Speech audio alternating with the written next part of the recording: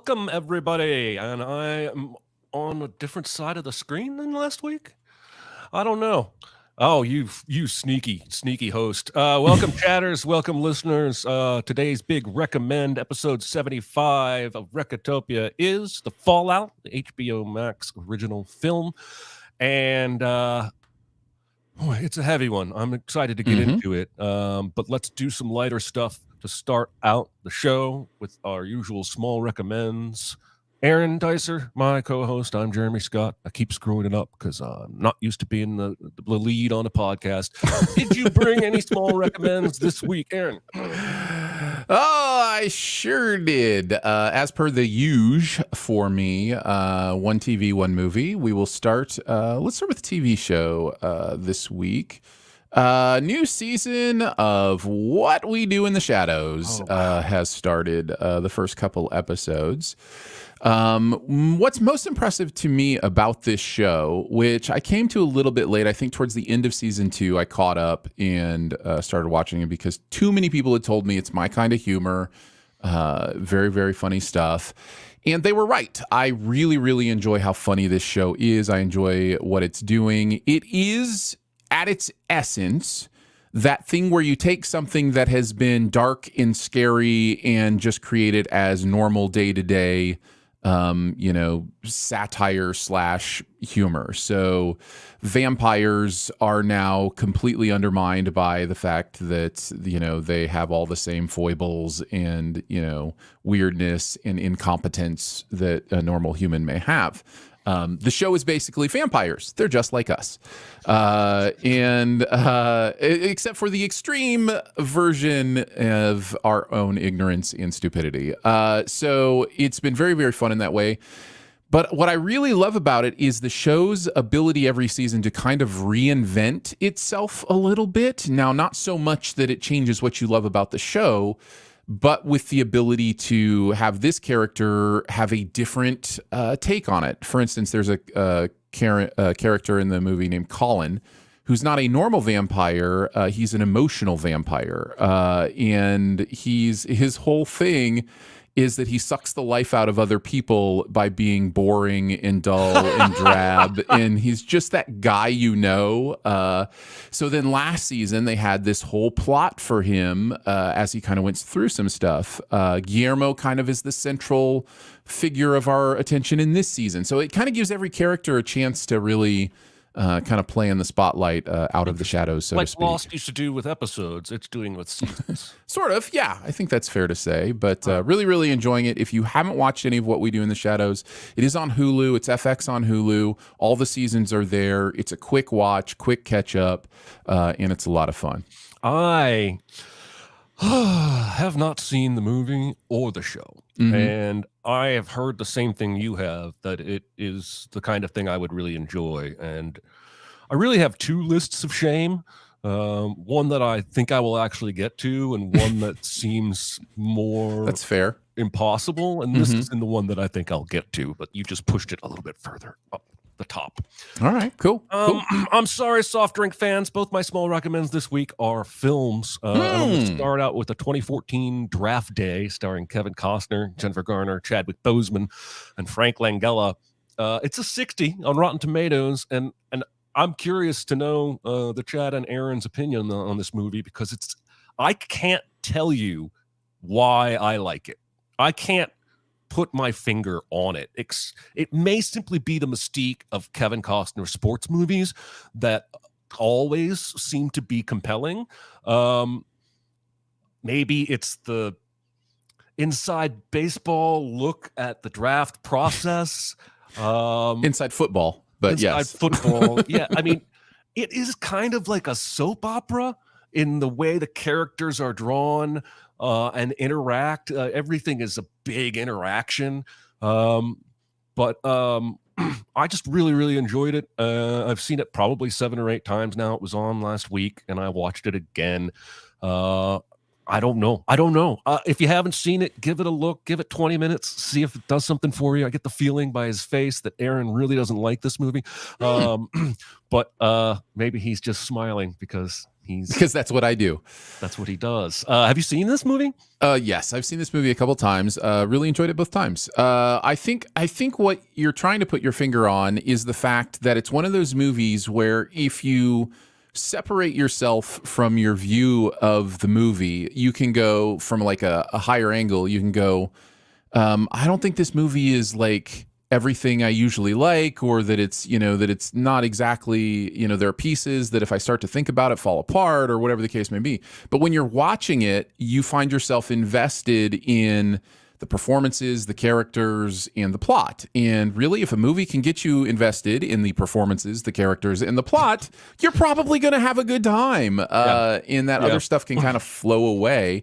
I think this movie ends really well. It's ridiculous, but but how many movies do I love that have ridiculous endings? And this is, one of them that I like that has a ridiculous ending. It's like the screenwriter said, how many first-round picks do you think somebody would actually trade in an extreme scenario? And then he added another one. It's absurd. Everything about the trades is completely absurd. Right. But I do love the manipulation between the GMs. They're all trying to manipulate each other. And Costner just carries himself in a way that when he owns them at the end, you really want to cheer. I agree. I think it ends really well. Anyway, Draft Day right now, if you wanted to watch it, it's on Max, HBO Max. I really don't like calling that Max.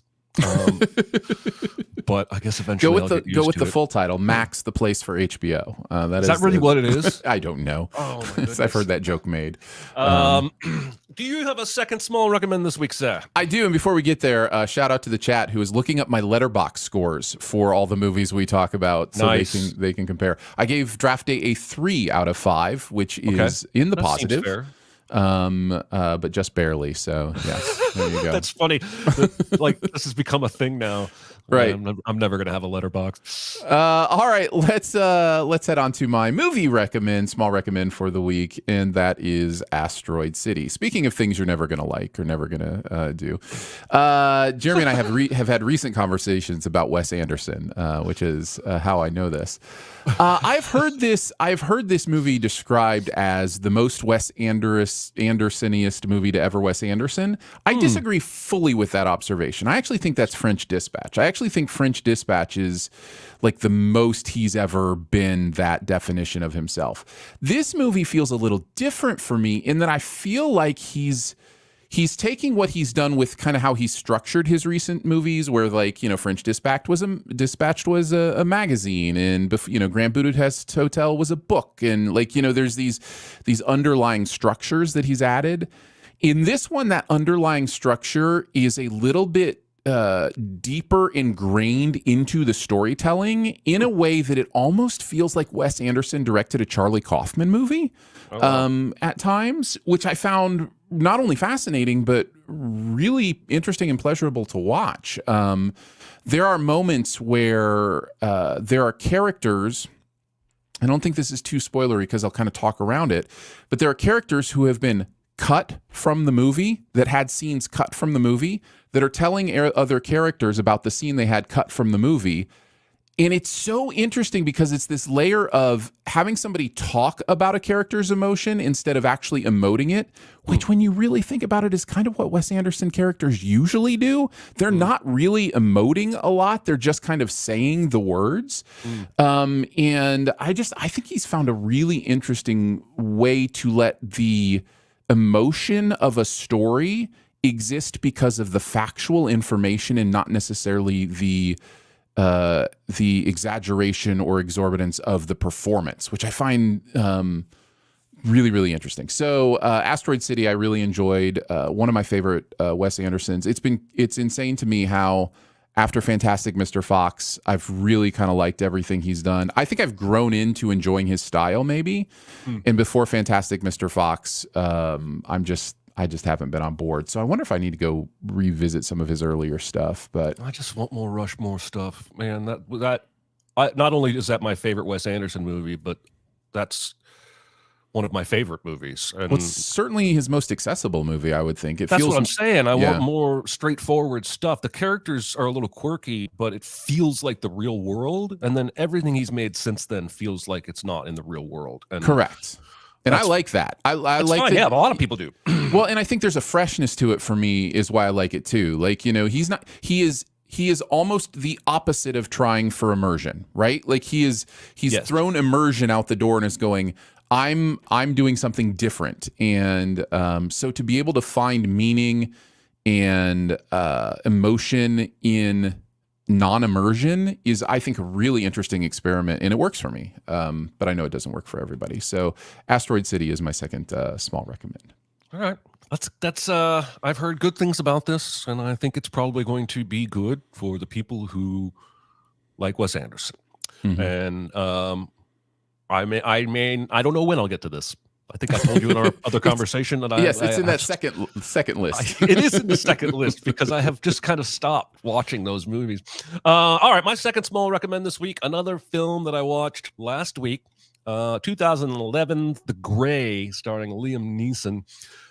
This is on one of the movie channels because it says with a premium subscription on Hulu, Roku, or Amazon, you could watch it. That usually means it's on Showtime or Cinemax or something.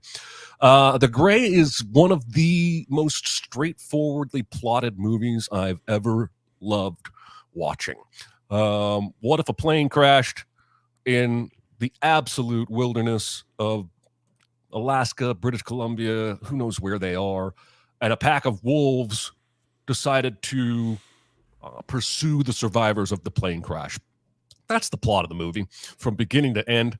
There is a mild trigger warning in the beginning. Liam Neeson's character, his wife has died, and he is the sharpshooter at an oil facility. He kills the wolves that approach the facility and endanger people that work there. And he sticks his gun in his mouth, but he does not pull the trigger. But that can still be triggering to people. So I wanted to let that out there. But it's basically what if Taken was in the wilderness against wolves instead of Romanian gangsters or whatever they are in Taken. And there's some pretty good solid performances from people you don't necessarily see a lot in movies like this. Dermot Mulroney's in this. Frank Grillo, who has been in some Marvel movies and is in Warriors, doesn't often get a chance to show his dramatic side because he's so good at action. And this has one of my favorite endings of all time in movies. And I don't really want to spoil it, even though it's a 12-year-old movie, but he may or may not fight a wolf one-on-one with broken glass between his knuckles. Anyway, The Gray, that's my second small recommend. You're familiar with this movie? I'm sure I love this movie. I think it's a great movie. And I think you're almost selling it short because I actually think there's a really powerful message in this movie about survival and about why we decide to survive, like why we fight to survive. What is that survival instinct? What does it mean to us? What is valuable in there? What's not valuable in there? And you mentioned in comparison to Taken a little bit, the difference with this and Taken is the idea of fighting for someone else, for someone we love. And then this is the idea of why do we fight for ourselves? Why do we, what does survival look like? There's even a character near the end who just gives up. He just says, I'm done. That's what I'm saying. Yeah, that's what I'm saying. This movie is very intentionally showing us different ways human beings decide to fight or decide not to fight for survival. And I think it's a really powerful movie. So yeah, I think it's well done. I think Liam Neeson's incredible in it. So yeah, he is. Has one of the favorite lines that we overused in early Sins videos, where he says something about over a billfold because somebody tries to steal a dead person's wallet, and he says, "This Liam Neeson, I'll make you bleed out your ear." I don't remember what he says. All right, guys, it's time for this week's big recommend. The Fallout on Max. I watched this last night, and it was my second viewing, and it was my second time being gutted like a fish emotionally. I know some of you didn't make it through this movie from what I was seeing on Discord, and I understand that absolutely. I did intentionally wait until summertime to discuss this movie so that nobody would have to send their kids to school. Sure. I think it's would be even harder to watch in the school year. But this movie centers basically on Veda. She's a regular high school girl. She's 16. And She goes to school one day. It's an absolutely normal day, and her little sister calls her and tells her that she's gotten her period. And it's kind of a sweet little conversation between sisters that you can tell right away that they have a pretty good relationship. But she got excused from class to go to the bathroom, quote unquote, to take that call. And she looks up at the bathroom and decides, yeah, I might as well pee while I'm here. She doesn't say that, but she decides to go into the bathroom. In the bathroom is the prototypical, really popular girl in school, Mia, who does dance videos on TikTok or Instagram or something, and who has two dads who are very rich and gone all the time. We don't learn all that right away. But they are both in this bathroom when the sound of gunfire erupts from the hallway. And it is harrowing. We spend the entire attack in this bathroom hearing the screaming, the running, the banging, the gunshots. They hide in a stall together. At one point, somebody runs into the bathroom and they freak out. And he immediately says, I'm not the shooter. And it's Quentin, a classmate, and he comes into the stall and hides with them and tells them that his brother has just been shot in the hallway outside. And it's a lot to take in. It's really hard to watch because this is happening regularly in this country and only this country. So initially, Veda's family seems more impacted than her because she just goes to a dead emotional place instantly. She just suppresses things. And it's clear that this is a loving family. Later on in the movie, she will admit, my parents are good parents. I should probably be nicer to them. But I can't imagine what this would feel like emotionally to go through. But she starts watching Mia's videos on Instagram. And Mia eventually invites her over because, as the movie will show you, they are forever bonded because of this experience together. There's no one who went through what they went through together other than Quentin. And they oddly bond pretty easily and quickly, and they find that they can make each other smile, and they share some of the same, like she says, Veda says, you have like terrible nightmares, and Mia sadly says you have to be able to sleep to have nightmares. They decide to go to the funeral of Quentin's little brother, and then there's a really powerful scene where we see Veda put the funeral program or bulletin in a box, and then we just see her keep putting more and more and more. I think that said, I don't remember the number of students that were killed in that attack, but it's really sobering. One of the things this movie does extremely well is show you how the trauma grows after an event. It's not just, oh, you survived a school shooting, that must have been rough. It's also, you had to go to all these funerals and think about this over and over again. Your family is impacted in ways that personally from the outside, other people wouldn't be able to know. Her little sister is trying so hard to connect to her and see life in her again, and it doesn't work. This actress playing the younger sister, this time through the movie, I realized how incredible she is. She doesn't have anywhere near the dialogue to convey what she conveys. She does it with her eyes, and it's just amazing. So Veda starts hanging out more with Mia. There's casual alcohol and drug use in this movie, which I think makes sense for people who have been through a traumatic event like this and have no parental supervision when they're at Mia's house. She does not go to her friend Nick's march. Nick is her friend we see early on in the beginning, and his reaction to this shooting has been to become an activist. And he stages a gun control march and gives a speech, and she's skipping it to hang out with Mia and drink wine. Later on, when she tries to watch that speech on YouTube, she can't even finish it. She's no place to do any activism right now because she still hasn't dealt, with any of the emotions from this trauma. So her parents decide if we're not going to go to school, we want you to at least go see a therapist. And we get a nice, lovely Shailene Woodley role here where she plays the therapist. And I want to take a moment to praise how the movie handles therapy, both in how the first interaction goes, where Veda is closed off and intentionally giving silly, jokey answers. She's not participating at all in this process. And then the session we see at the end of the movie where she has participated in this process and has seen growth. The only caveat to my praising the therapy in this movie is that it shows a breakthrough session on the second session ever. And that's not realistic to expect if you have trauma and you go to therapy. It's going to take more than 2 sessions. But I think the scenes themselves, from my experience in doing therapy, are really, really well done. And I think viewers will come away thinking therapy is less scary because of how it's portrayed.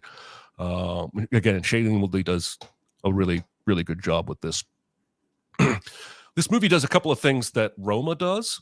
That's my new favorite thing, where it shows us in one shot somebody having joy and somebody having pain. There's this shot where her little sister's in the background setting up her phone, trying to get this TikTok dance down perfect, oblivious to the fact that Veda's over here texting a friend about how many funerals they've been to in the last week. And it's just powerful to me because we often don't know what somebody's going through, even when we love them and live in the same house as them. We don't always know. They dabble in weed, which is a fairly funny scene, but it's also haunting. It's hard for me to laugh at some of this stuff because, like, later on she takes ecstasy, and I don't think I'm necessarily supposed to laugh, but it is played like a typical comedy would play it, where she slides down the stairs while she's on E, or she falls into the pool and she's stoned. But I think we're supposed to also remember that this is a coping mechanism and it's in no way a healthy one. And she dangerously goes weed, marijuana, ecstasy in a really fast amount of time. Anyway, she ends up sending Quentin some crazy texts when she is on ecstasy. He tells her the next day. So they decide, she invites him over to watch a movie. And there's another thing the movie does really well here, that it doesn't spell everything out for you. They're watching a movie, they're having fun, and Quentin suddenly says, I gotta go. He gets a text on his phone. He's like, family stuff. And I don't think the movie explains that anymore.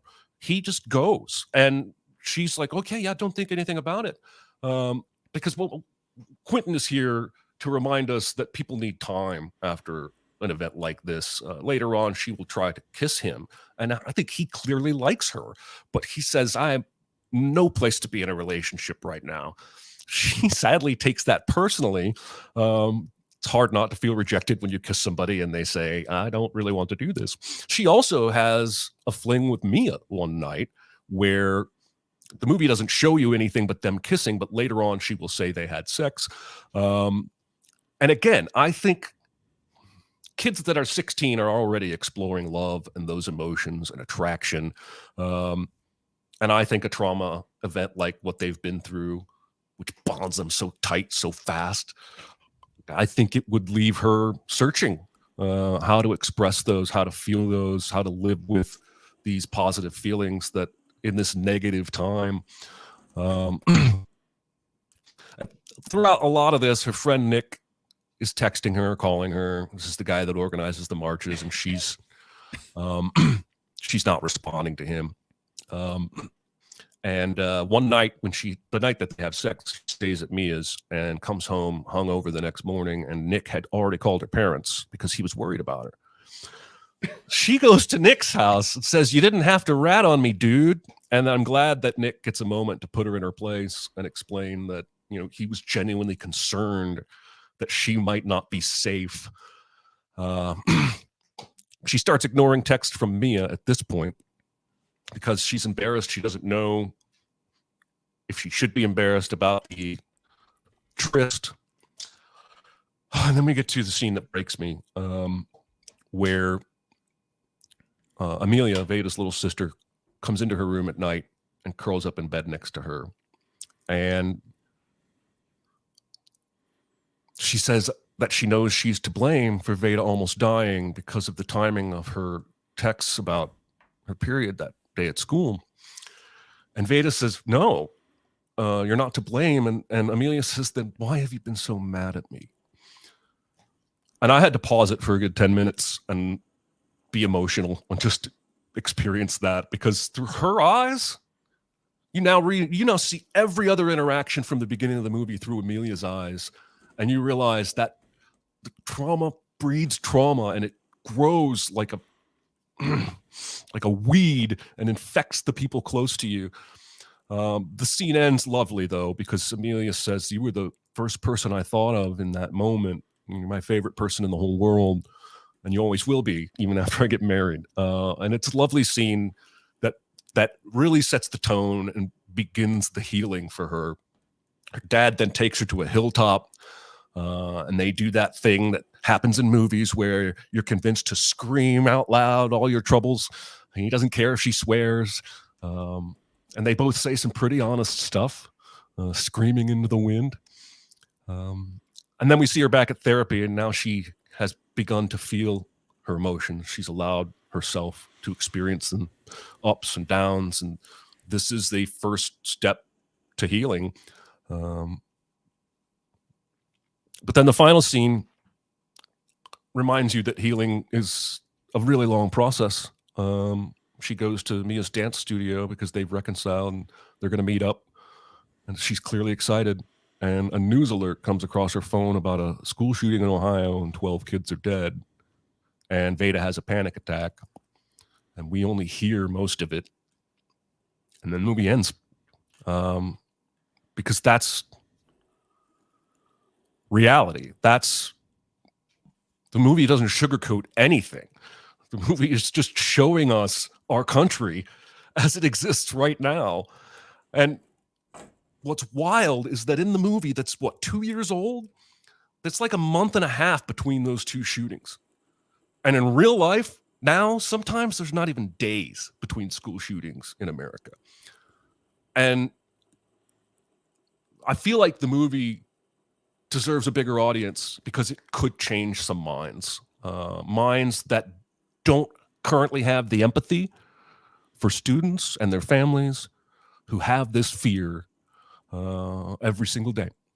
I have a lot of notes that I want to get to and point out certain moments, but that's my recap. Aaron, how do you feel about The Fallout?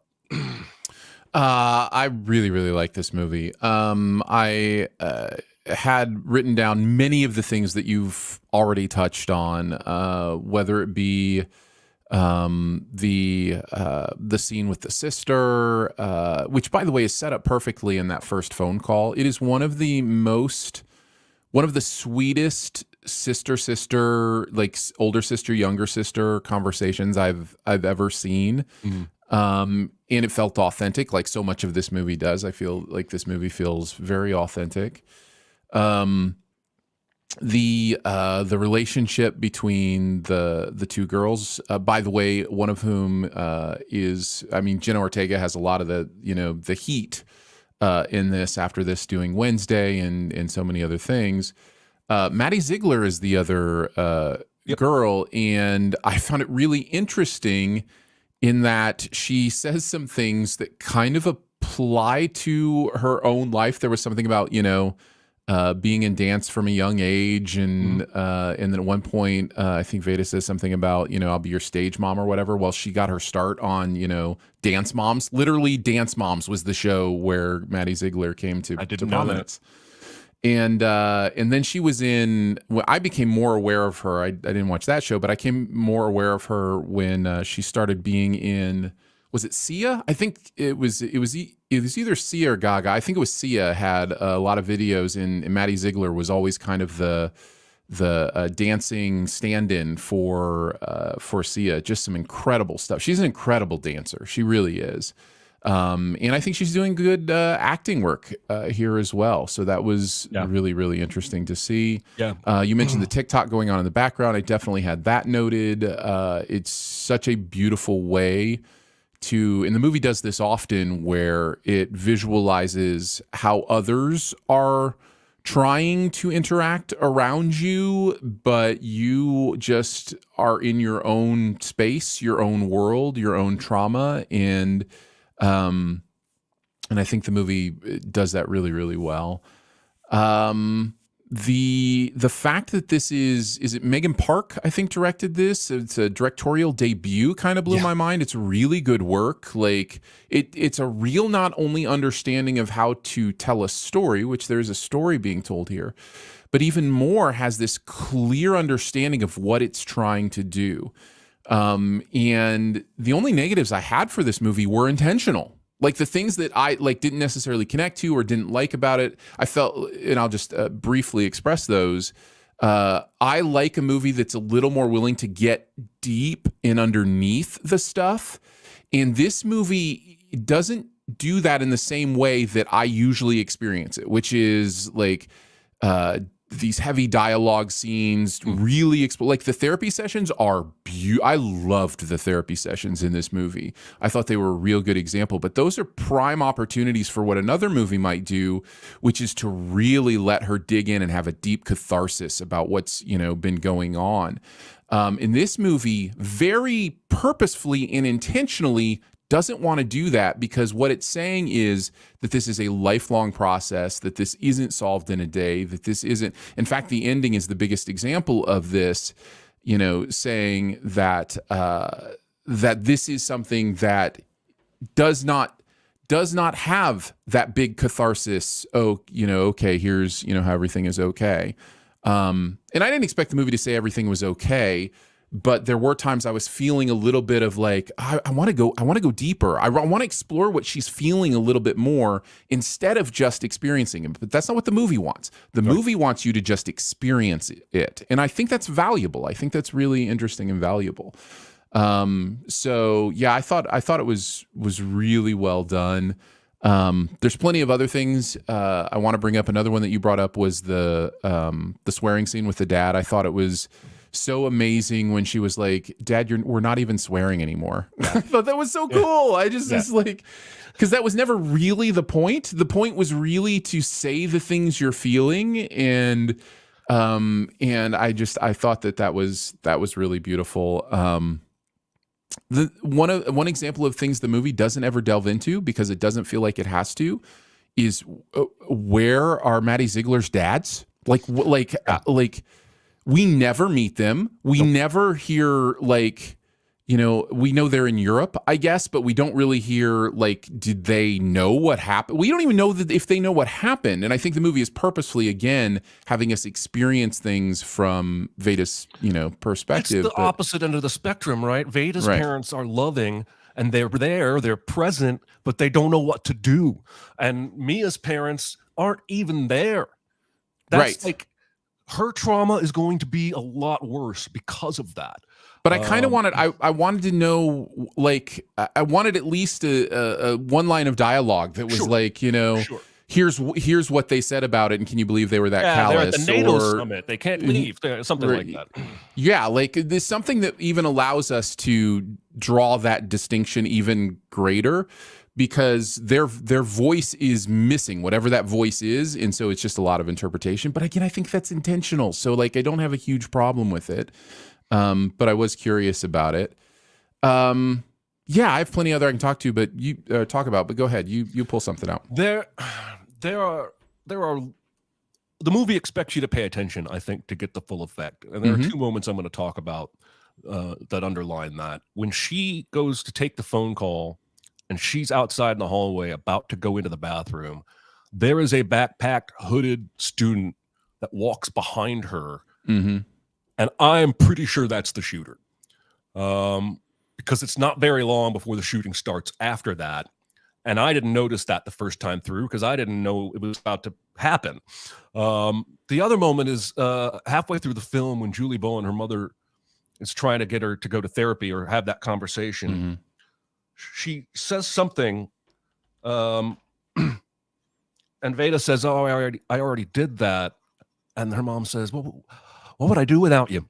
And the camera pans to Veda's face as she processes that phrase is never going to be the same to me now, because I could have been gone. I could have But been there's gone. no dialogue about it. There's Right. no.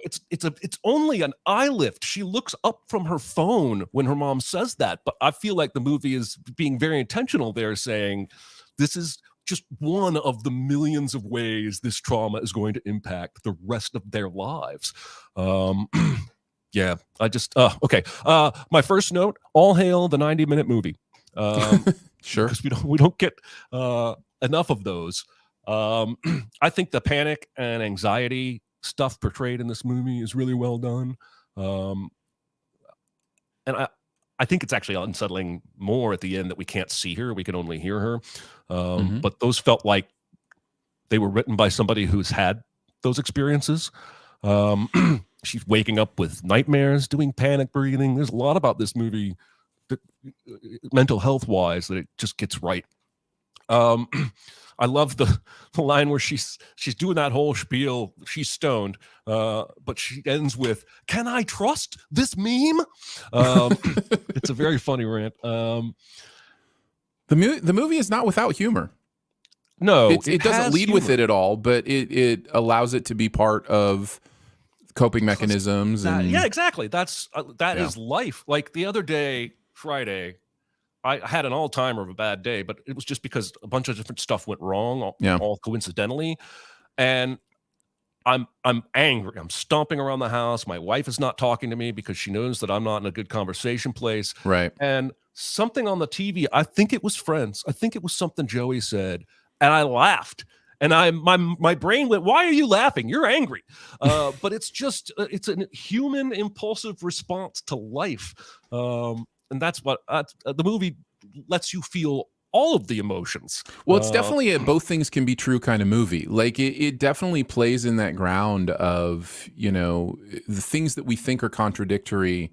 We need to kind of get over this. There have been literal cases that have put people away in jail because they didn't seem sad enough about a traumatic event or whatever. And I think we are so predisposed by media to like, this is how you're supposed to react to trauma. And we just need to understand there are so many different ways that people react to trauma. And this movie gives you a few, right? Like, Mia's drinking. Quentin is kind of being mature and responsible emotionally.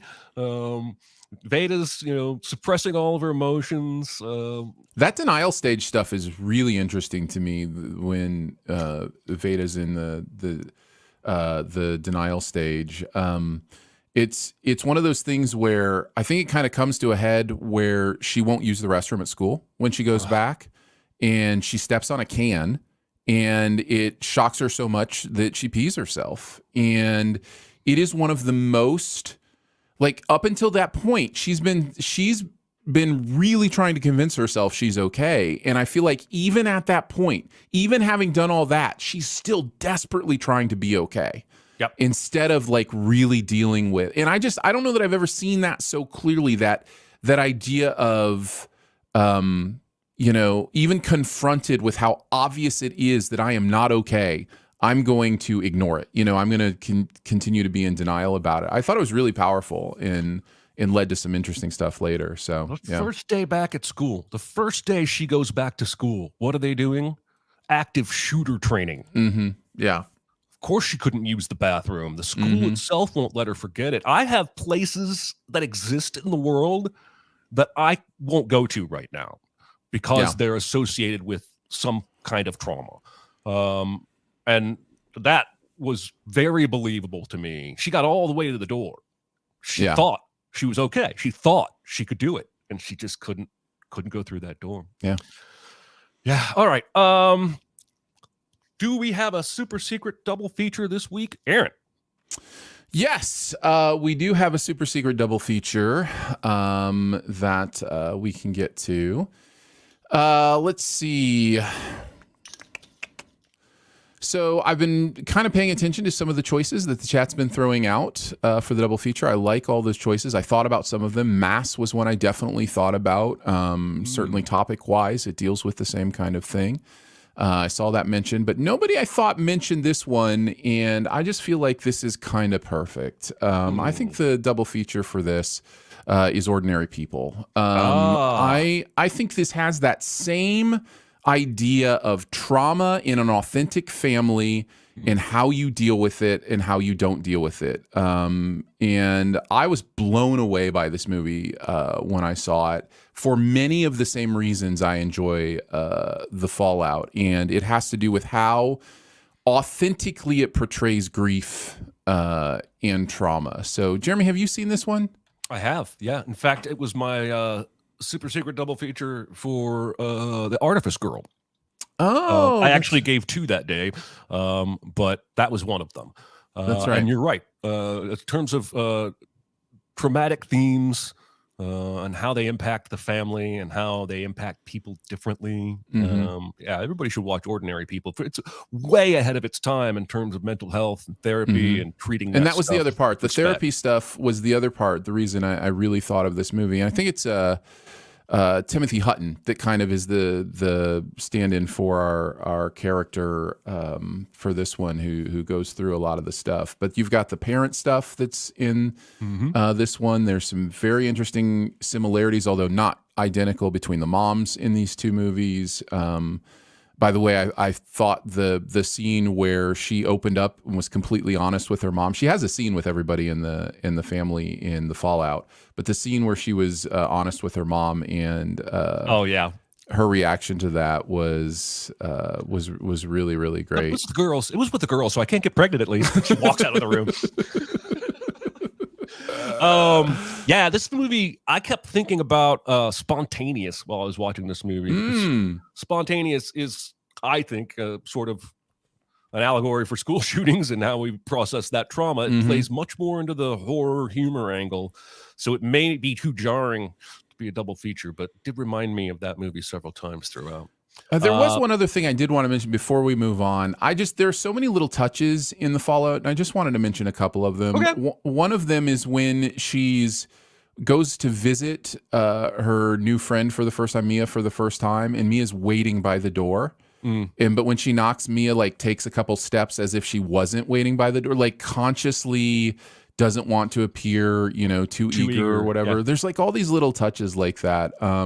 At one point, they're making fun of each other for the things they're saying. She's like, "Did you just say stoner thoughts?" And I don't know why that made me laugh so much. And just the little sister's initial no chill reactions at the dinner table, right after it's happened, and the little sister is just cracking questions and jokes, and just literally has no idea how to interact with trauma because she's so young. I just thought all that stuff was handled really, really well. So I wanted to throw that out there as well. Yeah, I mean, I don't know, and I don't necessarily want to find out, but somebody associated with this movie has probably been through trauma very similar to the one that happens in this movie, because it is also very authentic.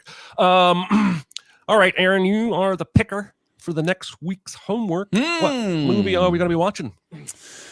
You can pick your movies and you can pick your nose, but you can't pick your friends' movies. I'm going with Double Indemnity for our big recommend next week. This is a big time classic. If you want to go back in time, we're going back in time.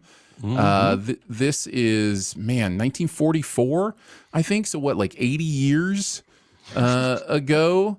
Wow. So it is an incredible film, though. Really one of the first of that, noir genre that's been done over and over again, parodied many of times. But there's something really special about this movie. Barbara Stanwyck, Fred MacMurray. If you only know Fred MacMurray from Disney movies, get ready.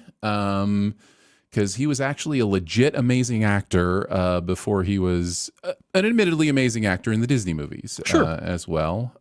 So, yeah, some really good stuff here. Excited to go over this one with you. Have you seen it before?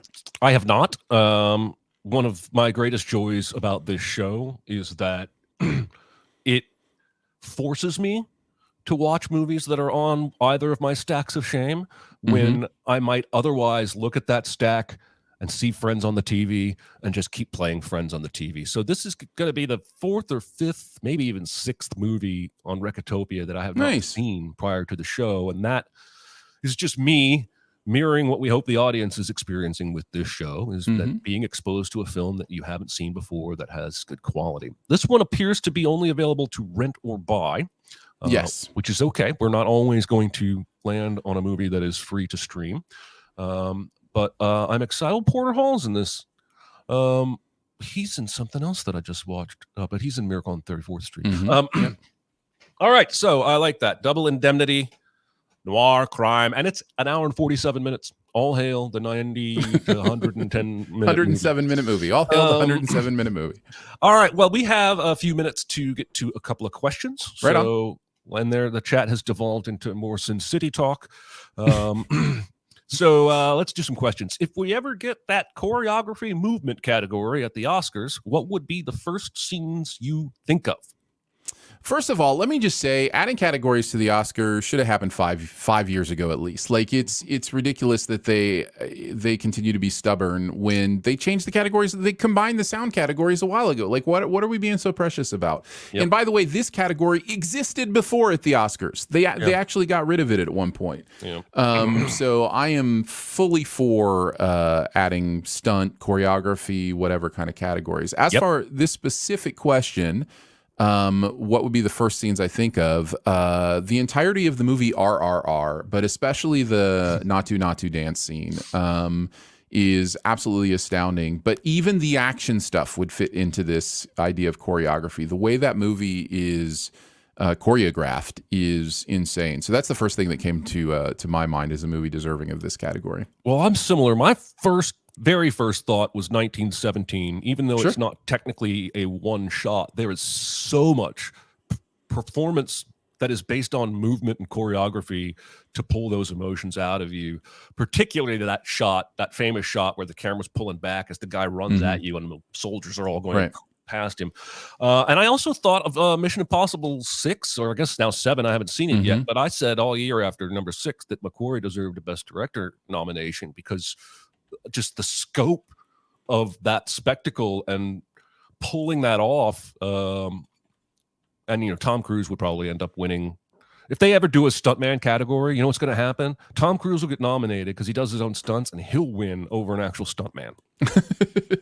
I think they would give it to the stunt coordinator, actually. I think it would be for the entire movie for stunts. Like, it wouldn't be necessarily like best individual stunt or best stunt performer. It would be, like casting or makeup, like where it's like the person who's in charge of that would win the Oscar for that movie. All right. I would guess. I bet Tom Cruise would still find a way to do that. He might. What is your favorite throwaway line? I immediately thought of the Hudsucker Proxy for this category, and it could be a million different lines from the Hudsucker Proxy. The board member, when they're talking about the hula hoop and his idea for it, one of the board members just says, like, in the midst of this cacophony of questions, like somebody says, "Does it break?" and another board member says, "It better break eventually." And I just when like the stuff that Buzz says on the elevator in that movie, when he's doing like the rhyming and he's rhyming everybody's name with the floor that they want to go to, and he's like, Mr. Levin 47, he's like, actually 46, he's like, walk down, because like the rhyming is more important than actually what floor he needs to go to.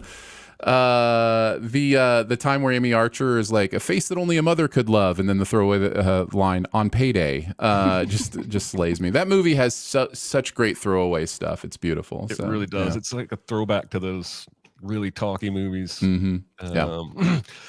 Well, I'm gonna go with Batman Begins. Probably my favorite line in the entire trilogy is when we go to the docks where Batman will eventually attack the drug workers and put the mob guy on the spotlight.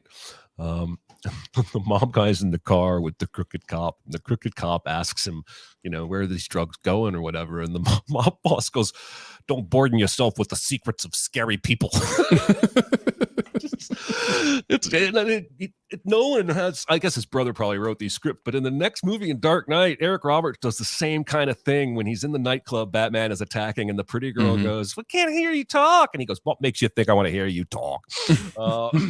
Anyway, yeah, I like that question. We could probably come back to that question. The chat has some good ones. No Ticket, I'm hungry, let's get a taco. Those are both from Slab. Sarcasm is a foreign language to you, isn't it? Lion King 1.5. That's a great movie, by the way. That's an underrated gem, The Lion King 1.5. It may just because I watched it with my boys all the time when they were growing up, but yeah, interesting. Fun stuff. I've not seen that one. Yeah. I also see, The World's End. Martin Freeman finally says, "What the fuck?" And Simon Pegg follows up with, "What the fuck?" And somehow I was just reminded of Mission Impossible 4 when Tom Cruise is trying to get back to the hotel room. And Jeremy Renner is standing in the hotel room and goes, "Rope's not long enough." Tom Cruise goes, "No shit."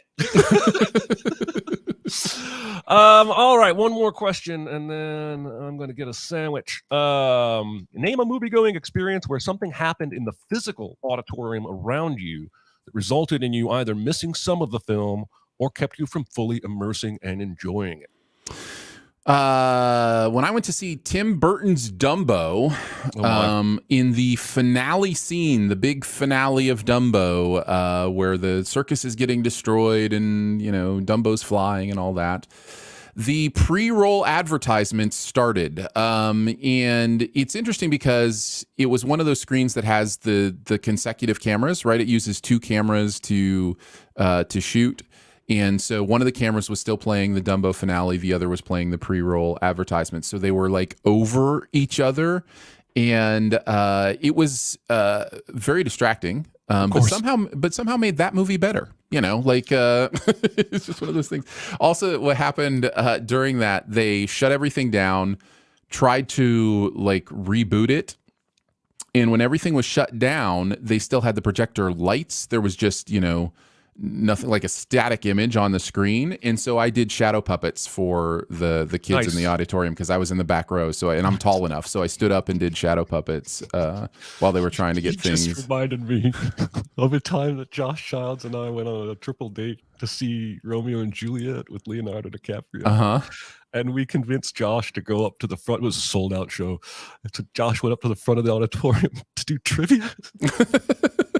And he asked, "Does anybody know what sitcom Leonardo DiCaprio was on?" And somebody yelled, whichever one it was. Growing Pains. Yeah, somebody yells, "Growing Pains, sit down!" And he basically came back with his head.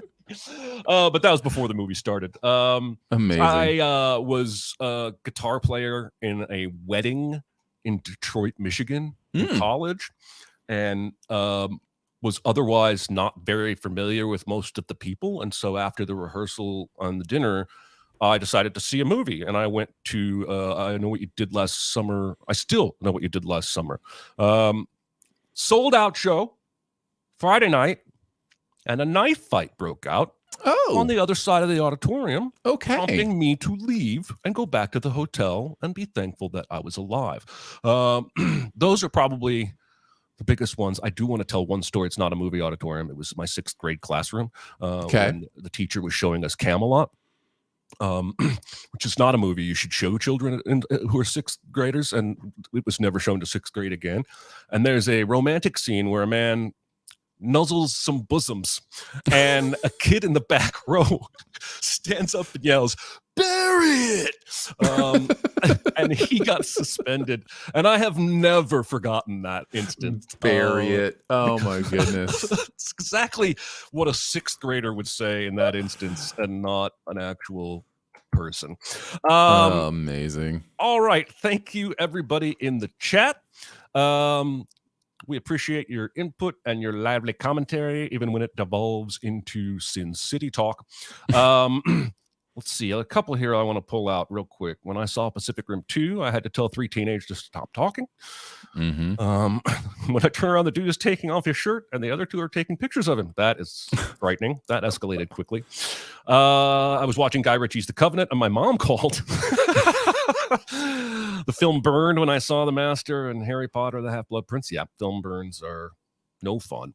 Group of people behind me at The Grudge screamed all 5 times the ghost boy was outside the elevator window. Yeah, I can't watch horror movies with a live audience. It's just impossible. All right, everybody. Double Indemnity is your homework next week, and we will be at the usual day and time. And I hope everybody has a great day and great rest of your week. We'll see you next time. All right. See you then. Bye. Bye.